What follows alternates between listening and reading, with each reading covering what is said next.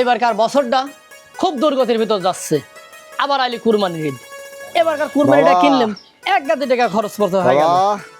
কিরা বাবুরে, এই একটা মুসাফির বাবা, শুনলাম নাকি তুমি কুরবানি দিছো, ওই যে চামড়ার টেকার ডাল লাগে নাইছি নে বাবা। আমি কুরবানি দিছি, তোমার চামড়ার টাকা দেওয়া লাগবে তোমার। আর তোমার বাদ দিছে নং, হ্যাঁ কুরবানি দিচ্ছি আমি আর নং বাদ দিছে তোমার। এ তো ধরো ফকির মিসকিনেরই হক, এটা গরিব মানুষই পায়, মুসাফির কুরবানির চামড়ার টাকা তোমাকে দেওয়া লাগবে। সে কুরবানি আমার হিসাবটা আমার কাছে আছে, তোমার তো হিসাব নেওয়া লাগবে আমার। হ্যাঁ দেখো বাবা, গরিব মানুষ তোমার দরজে আইছি। যাও যাও তো যাও, ছাড়ো যাও। চলে বাবা, তুই টাকা বাবু, তুই টাকা যদি বাবা তুই না দিস তার না দিস, কিন্তু বাবা তুই আমাকে মারধর করিস না বাবা। আমার তোমার শেখার লাগবে নাকি? কুরবানি দিচ্ছি আমি আর তুমি এসে শাড়ি কও যে আমার এই পোষের টাকা দেওয়া লাগবে। হ্যাঁ নিয়ম কানুন তোমার তো শিখতে হবে। মুসাফির আসাও তুমি একদম যাও, বাগাই তোমার গাড়ি কুটিলা দাও, ওটো ওটো যাও, সরো সরো, যাও যাও যাও। কি হয়েছে? টাকা তুমি এভাবে মারতেছো ওকে, কি হয়েছে? আরে মারবিলা, এই 7 সকালবেলা আসি দেখো, তাক বলে কুরবানির এই পোষের টাকা দিতে হবে। হ্যাঁ কুরবানি দিচ্ছি আমি সে বসতেছি কেরাম লাগতেছে, আর ওর আসি সকালবেলা আসি দরজা হাঁক ছাড়িছে। দেখ মুসাফির মানুষ, আমি মুসাফির, আমার জ্ঞান দিচ্ছে। শোনো, কুরবানির এই পোষের টাকা কিন্তু গরিব মিসকিনরাই পায়। আর তুমি কথা কয় না, আমি কথা কব না মানে? তুমি কি কুরবানির কিছু নিয়ম কানুন জানো? তত নিয়ম কানুন তোমার তেন শিখতে হবে আমার, আমি ফাইন জানি। কাকা, যাও। ও কাকা, আমি আমার স্বামীর পক্ষ থেকে মাপ চাচ্ছি কাকা, মনে কষ্ট লিয়েন না, আল্লাহর রাস্তা মাফ করে দেন। আর আপনি যান, আমি ব্যবস্থা করতেছি। আমার বাবা কামটা তুই ভালো করিস নাই বাবা। হ্যাঁ আমি তোর কাছে খালি চামড়ার টাকাটা চাইছি, তুই গায়ে হাত তুলেছিস না বাবা, তুই কামটা আমার ভালো করিস নাই। যাও যাও, বাড়িতে তো যাও। কে আমি বাড়ির মধ্যে যাব কে? হ্যাঁ শিখির বাড়িতে যাও। তোমার তো কুরবানি দেওয়ার নিয়তই নাই। আবার কথা কয়, তোমার তেন নিয়ম কানুন আমার শিখতে হবে। নিয়ম কানুন শিখতে পেলে মানে?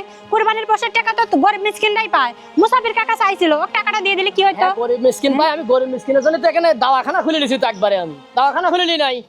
শোনো, তোমার আগে মন পরিষ্কার করো, কুরবানি দেওয়ার আগে নিয়ম জানো, তারপরে কুরবানি তুমি যাও, আনতেন যাও, বাড়িতে যাও। আসো বাটা করে আসো। বাড়ির মধ্যে যাবো লয়। যাও। যার কুরবানি দেওয়ার নিয়ত নাই তার সাথে আমি সংসারই করব না। তুমি কি করতে চাচ্ছ? কি খবর চাচ্ছি মানে? হ্যাঁ কি খবর চাচ্ছি মানে? চলে যাবা? এ কি? যাও, ঠিক আছে যাও আনতেন যাও।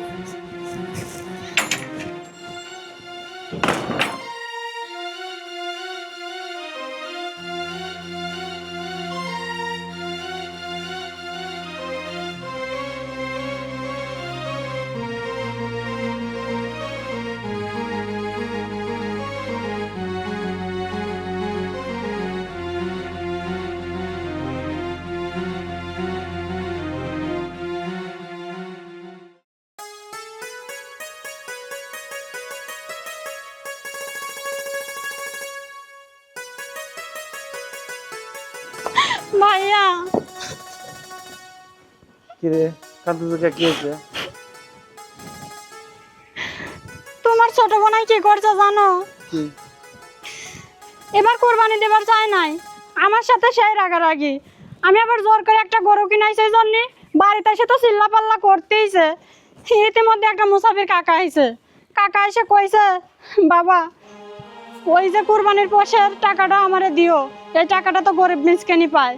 এই কথা কোয়ার জন্য ওই কাকারে মাইরে কিচ্ছু হয় নাই, মাইরে বাড়ির থেকে বাইর করে দিছে। আমি যা কইছি যে মুসাফির কাকার টাকাটা দিলে কি হইতো, তার জন্য আমার সাথে সেই অশান্তি লাগাইছে, আমাকে বাড়ির থেকে তাড়াইয়া দিছে। কি মানুষ না জানোয়ার? হ্যাঁ, আরে কুরবানি দেওয়া হচ্ছিল মানুষ আল্লাহ পাকে খুশির উদ্দেশ্যে, খুশির বিষয়। আর সেখানে মানুষ এই যে এত টাকা পয়সা দিয়ে কুরবানি দেয়, এসবগুলো দেওয়া হচ্ছিল শুধু খালি আল্লাহ পাকে খুশির জন্য। আর কি করছে, একজন মুসাফির গেছে, তাকে ধরে মারছে না?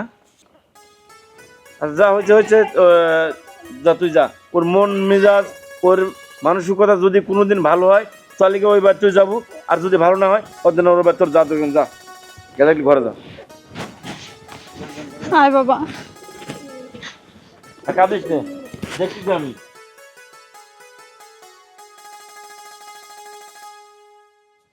আরে বেটা, লাখ লাখ টাকা দিয়ে মানুষ কুরবানি দেয় শুধু সৃষ্টিকর্তার সন্তুষ্টির জন্য। আরে সারা জীবন খাইবো কামলা দিয়ে, আর 2 পয়সা হয়েছে, আর মানুষের সাথে এরকম ব্যবহার করা লাগবে না। আর বিশেষ করে এই কোরবানির চামড়া টিয়া পয়সা তো সব ফকির মিসকিনই পায়, আরে তুই খাবো নাকি? তুই যদি খাবো তাহলে তো তোর কোরবানি দেওয়া লাগবে কে? কেরা তোর কোরবানি দিয়ে কইছে? মানুষ খারাপ হলে এত খারাপ হয় নাকি?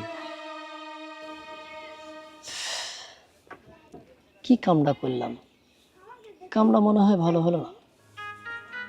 কথা তো ঠিকই, বউ যে কথা কইলি কথা তো ঠিকই কইছে যে কুরবানের গোস্ত, কুরবানের চামড়ার টাকা তো বিলাই দিতে হয়, এটাই তো হিসাব। আমি কি দি কি হলি মাথা ঠিক ছিল না, কি গরম করলাম, এক গরমে বউ রাগ করে বাড়ির থেকে চলে গেল। আবার মুসাফির মারার কারণে এরম হইলি, তা নাহলে বউ যাইতো না। বড় পর গরম দেখাইলাম, মুসাফির ডাক মারি ভুল করলাম।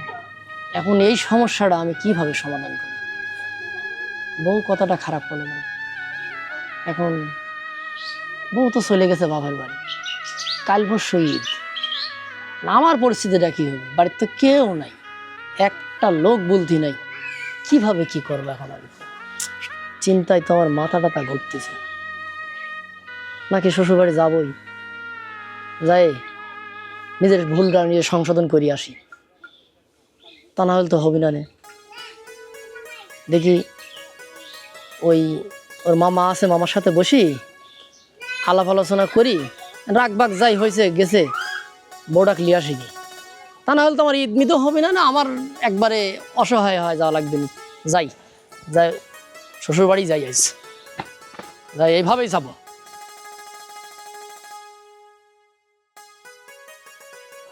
সোনিয়া, ও সোনিয়া, সোনিয়া, আসসালামু আলাইকুম। ওয়ালাইকুম আসসালাম। বড় ভাই ভালো আছেন? হ্যাঁ ভালো আছি। তোমার হয় কি মাঝে মধ্যে?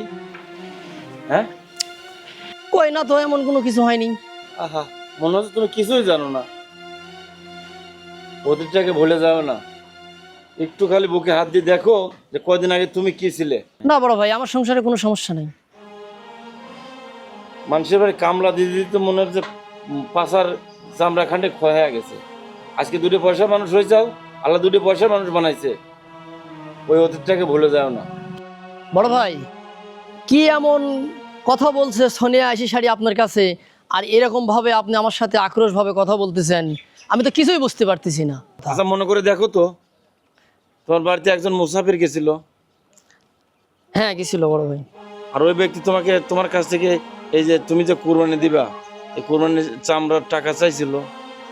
জি বড় ভাই, চাইছিল। লোকটা টাকাটা দিছাও নাকি অন্য কিছু করছে বলো? বড় ভাই, সোনিয়া হয়তো বা আপনার ঠিক কথাই বলেছে, আমার মাথা ঠিক ছিল না। আমি মুসাফিরের সাথেও খারাপ আচরণ করেছি এবং সোনিয়ার সাথেও খারাপ আচরণ হয়ে গেছে এই মুসাফিরের সাথে খারাপ আচরণ করার কারণে। তো যাই হোক, সোনিয়া চলে আসার পরে আমি সবই বুঝতে পারলাম আমার ভুলগুলা, যা আসলে কোন কোন জায়গায় আমার ভুল হয়েছে। আমি পাই টু পাই যে ধারাগুলো করে গেছি সবগুলোই আমার ভুল। আমি সোনিয়ার সাথেও যে কারবার করেছি এটাও ভুল হয়ে গেছে, মুসাফিরের সাথে যেটা করেছি এটাও ভুল হয়ে গেছে। আসলেও মূলত কুরবানির যে কথাগুলা সোনিয়া বলছে এবং মুসাফির চাইছে এটা আসলেও লিগেল। তো বড় ভাই, আমি বুঝতে পারি নাই, আমি আপনার কাছে ক্ষমা দৃষ্টি। যাই হোক, আমি নিজের ভুল নিজে বুঝতে পারছি, আমি সোনিয়াকে নিতে আসছি। ঠিক আছে, তুমি যখন আসলে নিজের ভুলটা নিজে বুঝতে পারছো, সেখানে আর আমার কোনো কথা নেই। বিষয়টা হচ্ছে হলো এই, কুরবানি আসলে মানুষ কেন দেয়, কিসের জন্য দেয়, এটা তোমাকে বুঝতে হবে। এখন সেই কুরবানি দিতে যায় যদি তুমি মানুষের সাথে রাগারাগি করো, সেই মাংস নিয়েও যদি তুমি ভেজাল করো, তাহলে সেই কুরবানি দেওয়ার থেকে না দেয়াই ভালো। জি বড় ভাই, একান্তই আসলে আমার ভুল। আমি আপনার কাছে বললাম তো যে এটা আমার ভুল হয়ে গেছে, নত স্বীকার করলাম। যাই হোক, কাল পরশু ঈদ, আমার পুরা বাড়িটাই ফাঁকা, এমন অসহায়ের মতো লাগতেছে আমার। আজকে আমার ছেলে চলে আসছে, সোনিয়া আসছে, এতলে আমার খুবই খারাপ লাগছিল। আমি থাকতে না পারে আমি চলে আসছি। যাই ভুল ভ্রান্তি হয়েছে এটা দুজনের ভিতরে আপনি সংশোধন করে দেন, আমরা নিয়ে চলে যাই। ঠিক আছে, সব কিছু ঠিক আছে, তুমি আমার কাছে ক্ষমা চাওয়ার দরকার নেই। তুমি ওই সৃষ্টিকর্তার কাছে ক্ষমা চাও, যে আসলে তুমি যে অন্যায়টা করেছাও, এরকম অন্যায় কেউ মানুষ করে না। এটাই বাস্তব জিনিস। কুরবানি কেন তুমি দিচ্ছ? শুধু একজনকে খুশি করার জন্য। হ্যাঁ বড় ভাই। তাহলে সেই তুমি ঠিক। যদি মানুষকে, তোমার কারণে যদি কোনো মানুষ কষ্ট পায়, ব্যথা পায়, তাহলে সেটা কোরবানি হয় না। যাই হোক, সব মিলায় তুমি যখন নিজের ভুলটা বুঝতে পারছো, আমি ভাবছিলাম যে সোনিয়াকে আর হয়তো বা এবার পাঠাবোই না। তুমি কোরবানি দিয়ে যাও, তোমার কোরবানি, তোমার গোস্ত তুমি খাও। যাই হোক, সোনিয়া আয় তো বোন। আর কি বলবো, ছোটখাটো বিষয়গুলো নিয়ে সবসময় হট মেজাজ হলে হয় না। কেমন আছো? ভালো। চলো বাড়ি যাইতে হবে। যাবো না আমি আর বাড়িতে। না চলো বাড়ি চলো। তুমি আমাকে এভাবে রেখে আইছো, তুমি রেখে আসতে পারতে? বলো। আমি রেখে আসতে বাধ্য হয়েছি, আমি কি ইচ্ছা করে আসছি? যাক, আমি বললাম যে আমার ভুলটা আমি বুঝতে পারছি, আমি এই জন্য তোমার কাছে আসছি। তুমি এখন কোনো কথা না বলে চলো। আর দাঁড়াও সোনিয়া, তো ছেলে কই? ঘরে আছে ভাই। ঘটনা হচ্ছে যে আসলে কেউ যদি ভুল করে, তার ভুল বুঝতে পারে, তাকে ক্ষমা করে দেওয়া উচিত। আসলে তো ছেলে ভালো, ছেলে তো খারাপ না। আসলে এই সমস্ত সময় ও অনেক হট মেজাজ হয়ে যায় কিছু কিছু সময়। এই জিনিসগুলো তোমার মাথায় রাখা উচিত। ভাই আমি তো বলছি যে আমার মাথা ঠিক ছিল না, তারপরেও আমি মেলা নিজের ভুলটা নিজে বুঝতে পারছি যে আসলে এটা আমার ভুল হয়ে গেছে। এর কারণে সোনিয়া কাপড় চোপড় নিয়ে বের হয়ে চলে আসছে যে আমি তোমার ভাতই খাবো না, চলে যাব। যা ভুল বোঝাবুঝি চলো মানুষের যাও, কাপড় চোপড় নিয়ে আসো, ছেলেকে ডাক দাও, তাড়াতাড়ি যাও। চলো যেহেতু যাও। বাড়িতে কুরবানি, কাল পরশু ঈদ, এই বউ তুমি তো কিভাবে আমরা চলে আসলে? পাঠাইতাম না তোর বাড়িতে। যাও, যেহেতু যাও। কুরবানি, ওগুলো সুন্দরভাবে মানুষের মাঝে বিতরণ টিতরণ করে শেষ করে ঈদের পরের দিন ঈদের পরের দিন কিন্তু আমাদের এখানে আসতে হবে। আলহামদুলিল্লাহ, আপনি ঈদের দিন বিকালবেলা চলে যান, আর দাওয়াত দেখি, থাকলো যেহেতু আমারও সকলের, আমি যে সময় পাই। চলে যাবেন। আমি ঈদের পরের দিন ইনশাল্লাহ আসবো। তোর ব্যাটা ক্লিয়ার? যাও। বড় ভাই কিছু মনে করেন না, না ঠিক আছে। আমি তো বললাম যে আমার ভুল হয়ে গেছে, ভুল তো মানুষই করে। না ঠিক আছে, আর যেন চলো। কোনোদিন এই ধরনের ভুল না হয়। ভাইয়া আসি তাইলে। আচ্ছা বলো। ঠিক আছে। আর ঈদের দিন বিকালে আচ্ছা, মামা, কিন্তু চলে তুমি গেলাম। অবশ্যই আইসো আমার আচ্ছা বাড়ি। ঠিক আছে। কও মামা চলে গেলাম, ঈদের দিন যাও বিকেলে। বড় ভাই, আচ্ছা ঠিক আছে মামা। ভাই না থাকবে না, কোন ব্যাপার না, জানতো। আসো ঈদের দিন আসতেইছি। আসো আসো আসো আসো আসো বসো।